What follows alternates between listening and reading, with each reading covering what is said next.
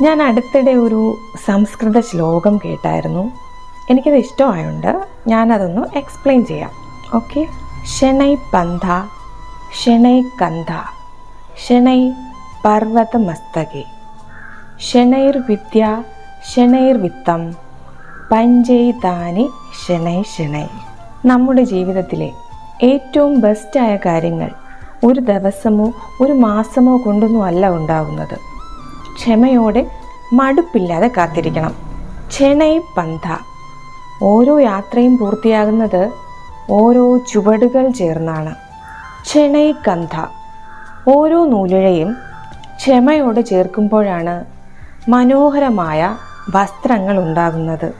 ക്ഷണൈ പർവതമസ്തകെ. മലയുടെ കൊടുമുടി കീഴടക്കുന്നത് ഒറ്റ ചുവടുവയ്പ്പിലൊന്നുമല്ല. വഴിയിൽ പാറയും കല്ലും മുള്ളുമൊക്കെ ഉണ്ടാകും. ഓരോ ചുവടും ശ്രദ്ധയോടെ മുന്നേറിയാൽ മാത്രമേ മലയുടെ കൊടുമുടിയിൽ എത്താൻ കഴിയൂ. ക്ഷണൈർ വിദ്യ. അറിവ് വർദ്ധിക്കുന്നത് ഓരോ വരിയിലൂടെയും പേജിലൂടെയും പ്രാക്ടീസിലൂടെയുമാണ്. ക്ഷണൈ വിത്തം. സമ്പാദ്യവും വിജയവും കാലത്തിനോടൊപ്പം ക്ഷമയോടെ വളരുന്നതാണ്. പഞ്ചൈതാനി ശനൈ ശനൈ. 5 truth but 1 message.